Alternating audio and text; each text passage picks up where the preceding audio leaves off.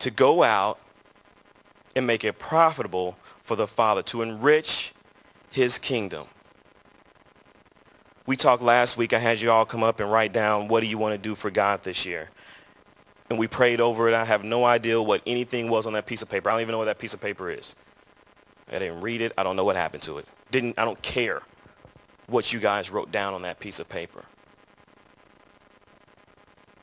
But I venture to say those things you wrote down are your talents, are your abilities. It's something that you're able to do. If it's just being nice to somebody, if you have a great smile that you know you are engaging the people and people love you just like Casey, then that's what you do. You make people smile. If your ability is to talk to people and when you talk to them, you make them feel good, that's what you do. If you make people laugh, if you are a good reader, whatever it is that you find that comes easy to you, that's what you do for God. For me, it's talking. I can talk to you guys all night long. I remember when I found out that I could run fast. It was one of those things where the coach threw me into a race, and it was the 400. The 400, for those of you who don't know, was just one lap around the track. And coach was like, hey, one of our guys is hurt. We want to see if we can get somebody else on our relay team. I'm like, whatever, I'll do it.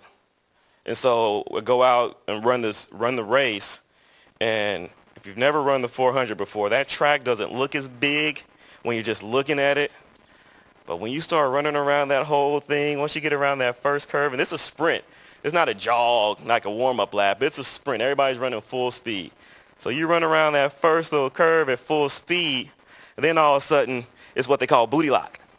You start tightening up back here, and your body just ain't moving right.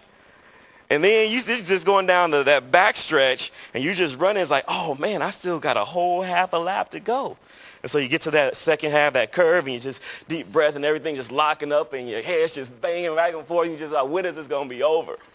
And so then you're coming down that last home stretch, and then that's when the crowd's when you're close to the crowd, and the girls are out there. So you got to look good for the girls coming around, right? Houston, you know what I'm talking about. You got to look good for the girls. You was hurting over there, but it's like so you get that extra boost of energy. At least you try to bring it home looking pretty, but you just hurting inside. I remember after I finished that race, I laid down for like 2 hours. I was like, don't nobody touch me. Don't nobody come near me. I don't know what y'all just made me do.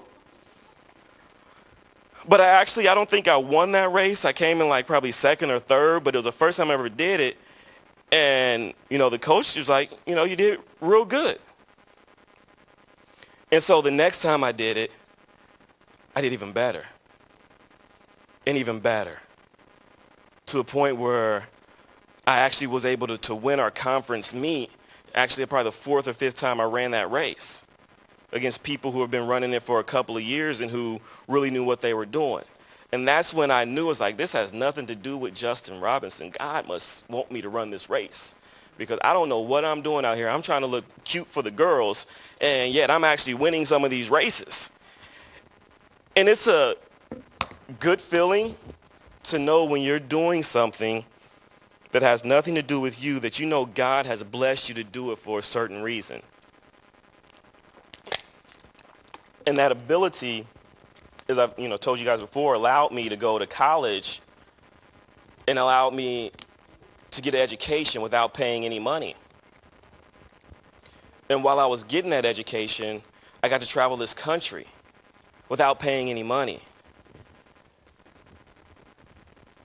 And that education allowed me to have a career after I got out of college. See, there are things that in that career allows me to be visible to people that I can have interaction with them and tell them of the blessings that God has done in my life.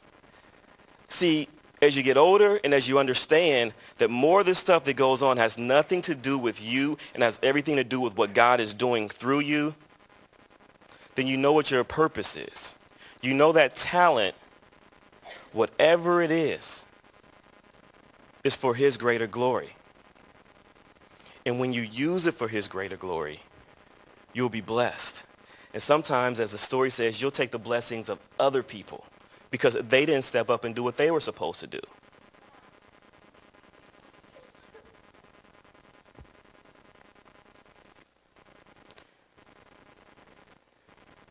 As we talked about that final servant, you guys can come back up. We're going to close up here. Musicians, if you come back up. And we talked about that final servant who didn't do anything wrong. Everybody please stand up. The final servant didn't do anything wrong. He made no major sins.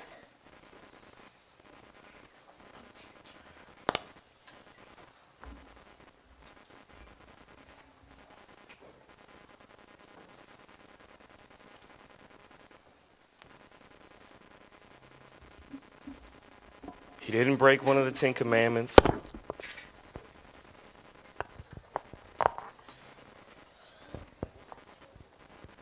He wasn't like some of the people that we see on the news sometimes. People are doing anything majorly wrong, like Gail and Brianna right now talking while I'm talking. Responsibility, accountability.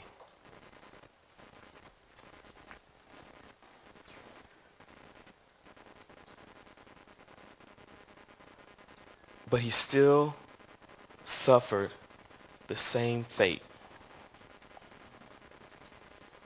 See, what you got to understand is you don't have an option of what you do with your life. You don't have an option. You think you have a choice? Many of you think you have a choice. You don't have a choice. You know, I ask you guys to do something, or I tell you guys to do something, and you'll say, well, I don't want to.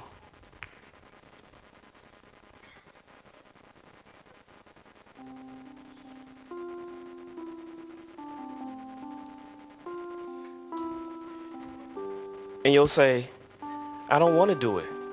And what do I say back to you? I don't remember asking. You know, because you forfeit your choice when you walk into this youth center because you're not the master. You're not in control. It's your choice to walk in here. When you get in here, you follow the rules. In spirituality, it's not your choice. The rule is use the talent God gave you or suffer the consequences, which according to the scripture is hell. Same consequences as murderers, fornicators, adulterers. So what are you going to do this year? What are you going to do? You wrote it down on a piece of paper last week. Were you just doing it because somebody said to? Did you write it down and forget all about it?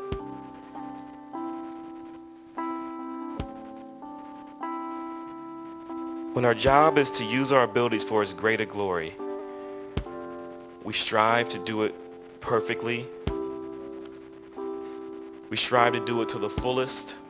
And we just don't take the easy way out.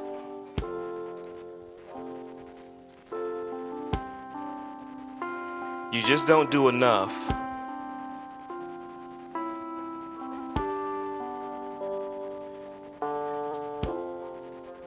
to shut people up. You don't do enough while I'm looking at you and act right. You act to the best that you can all the time.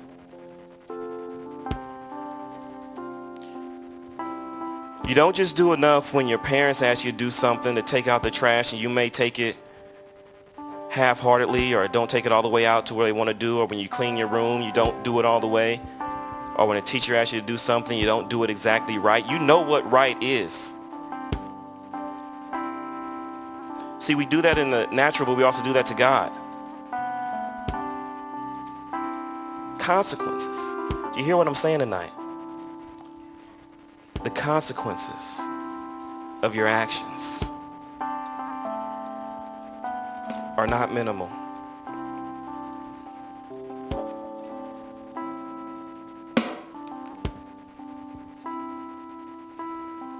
Some of you tonight need to take this time as we go back into worship for a few minutes If you don't know what your talent is, then ask God to show it to you. Ask God to reveal it to you.